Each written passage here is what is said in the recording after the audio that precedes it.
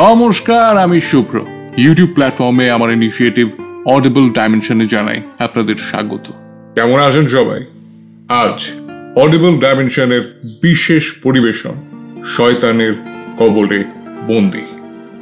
দাঁড়ান, আজকে কিন্তু একটা বিশেষ চমক রয়েছে। বিগত বেশ কয়েক বছর ধরে অডিবল ডাইমেনশনে আপনারা শুধুমাত্র আমার কণ্ঠাভিনয় শুনে এসেছেন, কিন্তু আজ এর একটু রদবদল হতে চলেছে।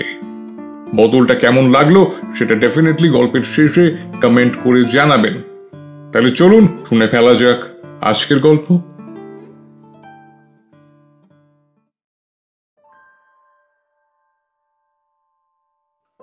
আমার সমস্যাটা হলো, আমি ভূতের মুভিজ দেখে একেবারেই ভয় পাই না। আমার বন্ধুরা অনেক চেষ্টা করেছে, আমার হস্টেল মেটসরাও চেষ্টা করেছে ওই ভূতের ছবি দেখিয়ে আমাকে ভয় দেখানোর, কিন্তু পারেনি। আমার নতুন বউ, সেও চেষ্টা করে যাচ্ছে, সেও মনে হয় পারবে না।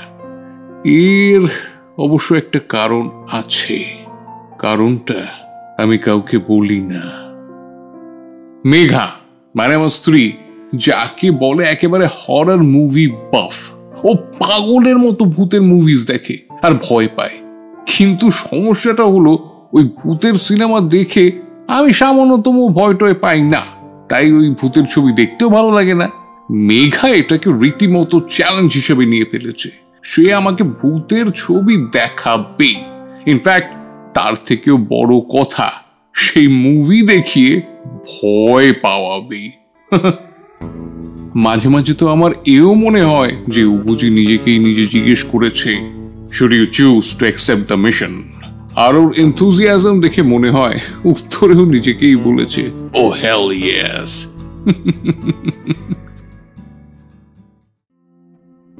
প্রায় প্রতি রাতেই ওই ডিনারের পর ল্যাপটপ নিয়ে আমরা বসে পড়ি।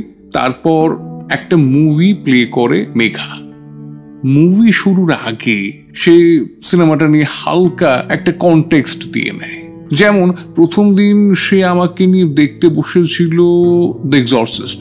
ও বলল, এইটা কিন্তু ভীষণ চমৎকার একটা মুভি, উইলিয়াম পিটার ব্ল্যাটির নভেল থেকে বানানো হয়েছে। এটা নভেলটা কিন্তু বাংলায় ট্রান্সলেটেড হয়েছে। ট্রান্সলেশনটা কে করেছে জানো? স্বয়ং হুমায়ুন আহমেদ। এই, তুমি কি এই নভেলটা পড়েছো? না। যাক, ভালো হয়েছে, নো স্পয়লার্স ফর ইউ। বইটাও খুব ক্যাপটিভেটিং, তোমাকে আরেকদিন পড়তে দেবো। ছবিটাও অসাধারণ। ইনফ্যাক্ট এই মুভির আগে ভূতের মুভিকে কেউ পাত্তাই দিত না। এই সিনেমাটা রিলিজের পর ভূতের মুভি নিয়ে সবার পারসেপশনই পাল্টে যায়। অস্কারে বেস্ট পিকচারের নমিনেশনও পায় এই মুভিটা। ও বাবা, এত কিছু জানতাম না। আচ্ছা শোনো, ভয় পেলে you can hold me, I won't mind. এই মুভিটা দেখে থিয়েটারে দুজন মানুষ মারা গেছে, so it's quite natural to be scared. আমি বললাম, got it, will do. Now এখন প্লে করো, দেখি তোমার মুভি। সিনেমাটা পুরোটাই দেখলাম। ভূতে পাওয়া মেয়েটা যখন সিঁড়ি বেয়ে নামছিল, ওই স্পেসিফিক সিনটা দেখে মেঘা আমার হাত শক্ত করে চেপে ধরলো। ওর নখের দাগ বসে গেল আমার হাতে। আমি ওর মতনই যথেষ্ট আগ্রহ নিয়ে ছবিটা দেখলাম। ছবিটা খুবই ভালো লাগলো, বাট দেন অ্যাগেন ভয় পেলাম না। মেঘা হতাশ গলায় বলল, ইটস ওকে, এটা ভালো মুভি, কিন্তু ঠিক ভয়ের মুভি না। এর থেকে অনেক ইন্টেন্স হরর ফিল্ম আমি তোমাকে দেখাবো। আমি হেসে বললাম, বেস্ট অফ লাক। এর দুদিন পর আমরা দেখলাম সিনিস্টার। মেঘা বলল, দেখো, এইখানে একজন রাইটার মার্ডার থ্রিলার লিখতে গিয়ে মার্ডার হওয়া এক বাড়িতে যায়। এইটা তোমার ভালো লাগবে, আই এম প্রিটি শিওর। আমরা দেখলাম রাইটার যখন খুন হবার ভিডিওগুলো দেখছিল, মেঘা ভয় চোখ বন্ধ করে ফেলল। আমার কিন্তু কোনো ভয় টয় করলো না। No doubt it's a good film, but ওই ভয় পেলাম না, বরং হাই তুললাম। মেঘা আবারও বলল, আচ্ছা ঠিক আছে, এইটা দেখে ভয় না পেতেই পারো, এরপরে আরো ফিয়ার্স হরর মুভি দেখাবো। একটা না একটা সময় তো তুমি ভয় পাবেই। পরের সপ্তাহে আমরা দেখলাম কনজিউরিং। মেঘা বলল, এইটা দেখে তোমার ভয় করবেই। কেন জানো? এই মুভিটা একদম based on real life events. Ed আর লরেন ওয়ারেনকে নিয়ে বানানো হয়েছে এই ছবিটা। ওরা সব পজেসড লিরিক্স কালেক্ট করতো আর এক্সরসিজম পারফর্ম করতো। ওদের জীবনের সত্যি ঘটনা নিয়ে মুভিটা। আমি বললাম, বুঝেছি, ওরা ভূতের ওঝা ছিল। মেঘা বিরক্ত হয়ে বলল, এরকম ভাবে বলছো কেন? ওরা সায়েন্টিফিক মেথডস অ্যাডপ্ট করতো during any paranormal encounter. Just watch the movie and you will figure it out. এখানে একটা ইন্টারেস্টিং ফ্যাক্ট আছে, লরেন ওয়ারেন নিজে একটা ক্যারেক্টারে অভিনয় করেছে এই মুভিটাতে। কোন ক্যারেক্টার আমি তোমাকে ছবির মধ্যে দেখিয়ে দেবো। লরেন ওয়ারেনকে দেখার জন্য পুরো মুভিটাই দেখলাম। লরেন ওয়ারেনকে দেখলাম ঠিকই, কিন্তু ছবিটা থেকে ভয় পেলাম না। আমার উল্টে বড্ড বিরক্ত লাগলো ওই অ্যানাবেল পুতুলটাকে দেখে। আমি মেঘাকে বললাম, এরকম একটা বিটকেল পুতুল কেন আনলো? আসল পুতুলটা দেখেছো কি সুন্দর কিউট দেখতে, এখানে কেমন একটা আতা ক্যালানের মতন পুতুল নিয়ে আসছে। মেঘা রেগে মেগে বলল, তুমি শুধু পুতুলটাই দেখলে, মুভিটা দেখলে না?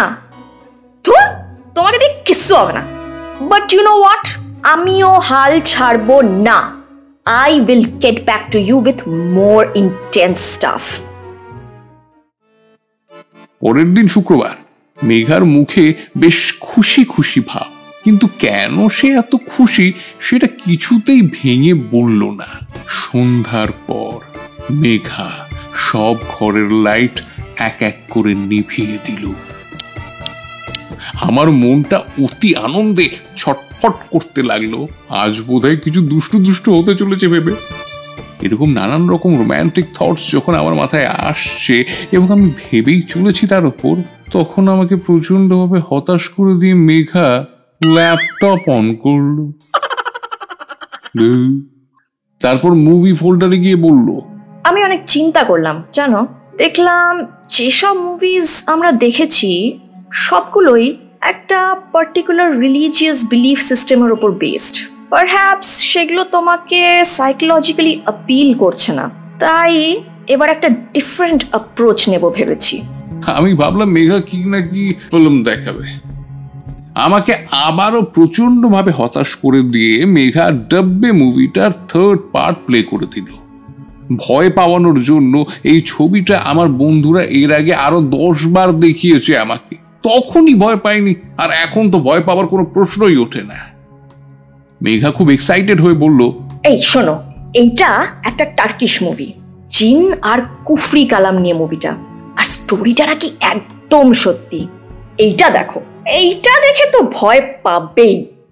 মনে মনে বললাম, গ্রেট হোমওয়ার্ক। আমি মেঘার সাথে ফিল্মটা দেখছিলাম। সত্যি বলতে জাস্ট বিরক্ত লাগছিল, কিন্তু মেঘার জন্য বিরক্তি প্রকাশও করতে পারছিলাম না। মেয়েটা এত চেষ্টা করে যাচ্ছে আমাকে ভয় দেখানোর, ছবি দেখার ফাঁকে ফাঁকে আমার দিকে তাকাচ্ছে। আমি ভয় পাচ্ছি কিনা দেখতে। আমার ওর জন্য খুব খারাপ লাগলো। আমি ঠিক করলাম না হয় একটু ভয় পাওয়ার অভিনয়ই করব। সেই প্ল্যানটাকে এক্সিকিউট করতে গিয়ে আমি ভয় পাওয়ার ভান করে ওকে দুম করে জড়িয়ে ধরলাম। একটু ওভার অ্যাক্টিং হয়ে গেছিল বোধহয়। মেঘা আমার দিকে বিরক্ত হয়ে তাকিয়ে বলল, Why are you acting like a joker?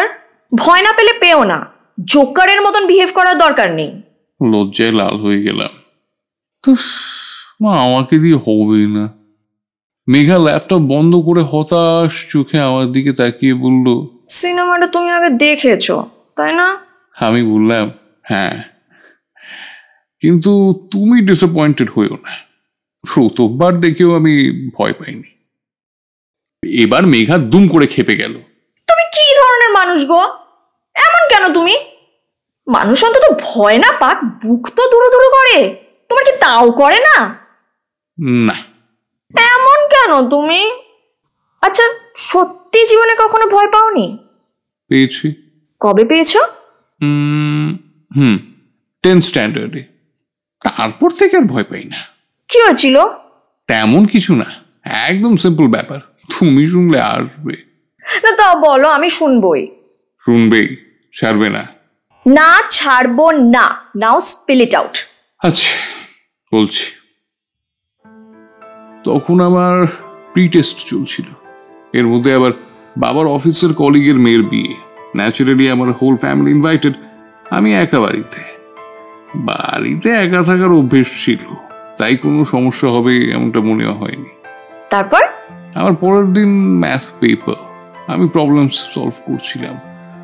যদ্দূর মনে পড়ে অ্যারিথমেটিক প্রগ্রেশন, এপি, ওই এপির কোনো একটা প্রবলেম নিয়ে বসেছিলাম।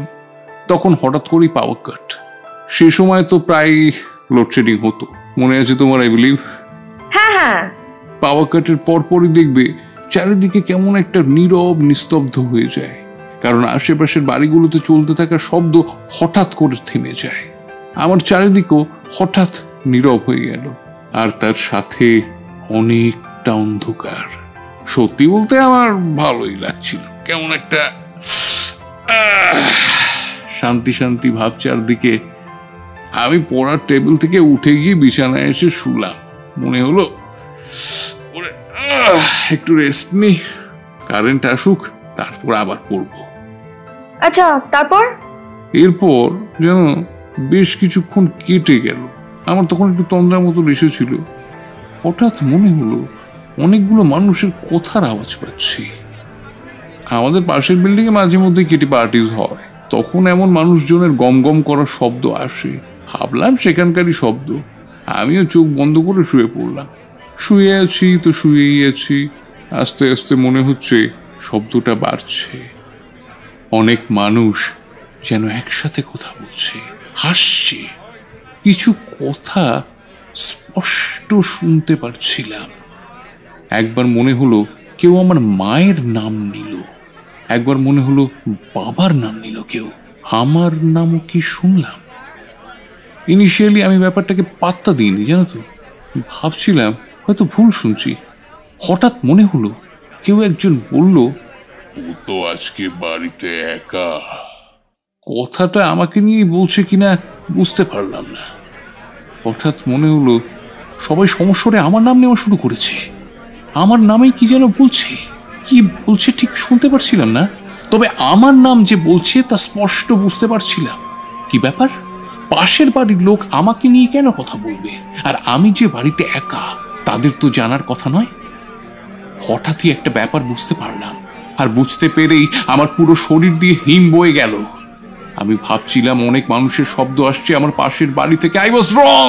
আমাদের পাশের বাড়ি থেকে কোনো শব্দ আসছে না, আসছে আমার পাশের রুম থেকে, যে রুমে মা বাবা থাকে, যে রুমটা এখন অন্ধকার, যেখানে এখন কারোর থাকার কথা না। আমি ভয় কথা বলতে পারছিলাম না। কোন রকমে শরীর আর মনের সমস্ত সাহস একত্র করে বললাম, কে কে ওখানে? জবাবে অনেক মানুষ, অনেক মহিলা, অনেক পুরুষ একসাথে হেসে উঠল। মানুষের হাসির শব্দ যে এত ভয়ঙ্কর হতে পারে তা না শুনলে বোঝা যাবে না। খিলখিল করে হাসি নয়, খল খল করে হাসি, বৈচাসিক হাসি। তারপর তারপর না, শব্দগুলো হঠাৎ করেই থেমে গেল। আবার আগের মতো নিস্তব্ধতা, যেন কিছুই হয়নি এতক্ষণ। বুঝতে পারছিলাম না কি হচ্ছে। তখন যেটা সবচেয়ে লজিক্যাল মনে হয়েছিল আমি সেটাই ধরে নিলাম। আমি ধরে নিলাম যে এতক্ষণ যে শুনেছি, যা ভেবেছি, যা বুঝেছি সবই মনের কল্পনা। হয়তো চোখ বন্ধ করে ঝিমুনি এসেছিল, আধো ঘুম আধো জাগরণে উল্টোপাল্টা কিছু শুনেছি। সে যাই হয়ে থাকুক না কেন, আর অন্ধকারে থাকার সাহস হলো না আমার। আমি ঠিক করলাম মোমবাতি জ্বালাবো। তখন আমাদের বাড়িতে ইনভার্টার ছিল না, তাই পাওয়ার কাট হলে মোমবাতি জ্বালাতাম।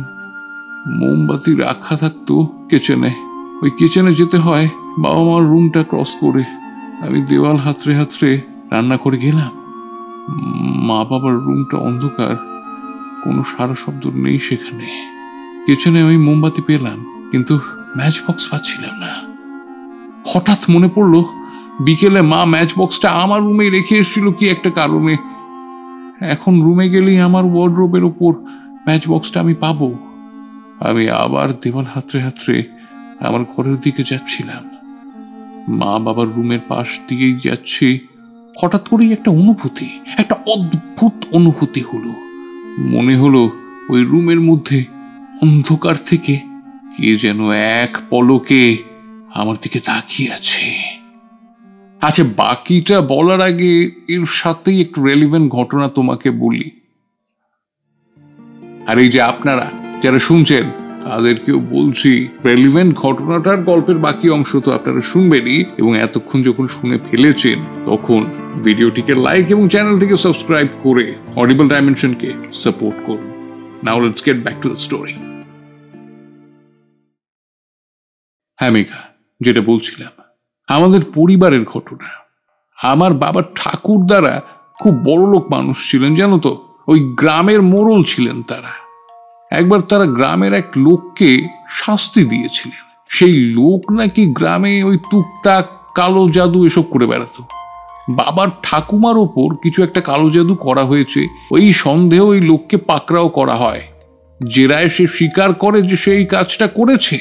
তাকে তার সেই ব্ল্যাক ম্যাজিকের এফেক্টগুলো নিউট্রালাইজ করতে বলা হলে সে বলে যে মরে গেলেও সে তা করবে না। তাতেই আমার বাবার ঠাকুরদার লেঠেল বাহিনী নিজেদের রাগকে সম্বরণ করতে না পেরে সেই তান্ত্রিককে মারতে শুরু করে।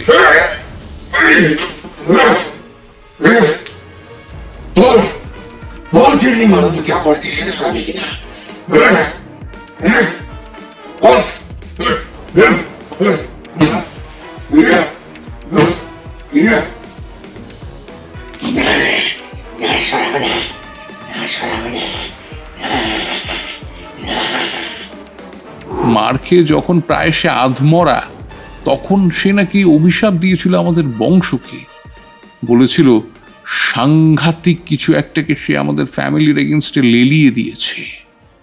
এই ঘটনাটা ঠাকুরদাকে বলেছিল তার লেঠেলরা। লোকটা যখন মারা যায় তখন আমাদের ফ্যামিলি মেম্বারের মধ্যে কেউই সেই প্লেস অফ অকারেন্সে প্রেজেন্ট ছিল না। তাই তান্ত্রিক আদৌ এমন কিছু বলেছে কিনা, বা বললেও ঠিক কি বলেছে সেটা সঠিকভাবে ইভ্যালুয়েট করা যায়নি। আমাদের পরিবারের কেউ বিশ্বাসও করেনি সে কথা, এখনো করে না।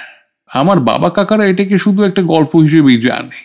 তবে জানো মেঘা, আমার পরিবারের অনেক মানুষ অদ্ভুতভাবে মারা গিয়েছিল। আমার বাবা ঠাকুরদা, যাকে নিয়ে এত ঘটনা, তিনি শেষ বয়সে উন্মাদ হয়ে গিয়েছিলেন। তিনি বলতেন যে কাকে নাকি তিনি দেখতে পান। তিনি বাড়িতে একা থাকলে কে নাকি তাকে দেখা দেয়। তার কথায় কেউ গুরুত্ব দিত না। একেই বৃদ্ধ, তারপর উন্মাদ। এরকম মানুষের কথা কেইবার শুনবে বলো? একদিন বাড়িতে একা থাকার সময় তিনি মারা যান। তার মুখটা ভয়ানক আতঙ্কে বিকৃত হয়ে গিয়েছিল। কি দেখে তিনি এত ভয় পেয়েছিলেন জানা যায়নি। আমার ছোট ঠাকুরদাও ঠিক সেভাবেই মারা যান। ছোট ঠাকুরদার ছেলে মানে আমার কাকা ছোটবেলায় কি দেখে নাকি ভয় পেতেন, তাকেও বাড়ির বাগানের পেছনে মৃত অবস্থায় পাওয়া যায়। ঠাকুরদাদের বাড়ির কাজের লোক অনেকবার বলেছে তারা মাঝরাতে বাড়িতে কাউকে হেঁটে বেড়াতে শুনেছে। এসব গল্প আমার দিদারা করত। তারাও আজ বেঁচে নেই। শহরের এই হাই রাইজে আমরা যারা এখন থাকি, এসব গল্প কেউ বিশ্বাস করি না।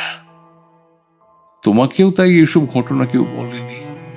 কোনোদিন ভূতের গল্পের আসর বসলে হাসাহাসি করতে করতে এসব গল্প হয়তো তোমায় বলা হতো, তুমিও গুরুত্ব দিতে না। তা সে যাই হোক, আবার আমার ঘটনায় চলে আসি। সেদিন বাবা মায়ের রুমের পাশ দিয়ে যাওয়ার সময় তো মনে হচ্ছিল কেউ তাকিয়ে আছে আমার দিকে, কিন্তু অন্ধকারে কিছুই দেখা যাচ্ছিল না। আমি কোনো রকমে তাড়াহুড়ো করে আমার রুমে ফিরে আসি। ম্যাচ বক্স খুঁজে নিয়ে মোমবাতিটা জ্বালাই। মোমবাতি জ্বলে, কিন্তু দুম করেই বাতাসে নিভে যায়। আমি আবার মোমবাতি জ্বালাই, আবার মোমবাতি জ্বলতে জ্বলতে বাতাসে নিভে যায়। এবার কিন্তু আমার খুব বিরক্ত লাগে। আবার মোমবাতিটা জ্বালাতে যাব, একটা শব্দ, মেঘা একটা শব্দ আমার কানে আসে। ভয়ে আমার রক্ত হিম হয়ে যায়। আমি শব্দ পাই কেউ পাশের রুমে হেঁটে বেড়াচ্ছে।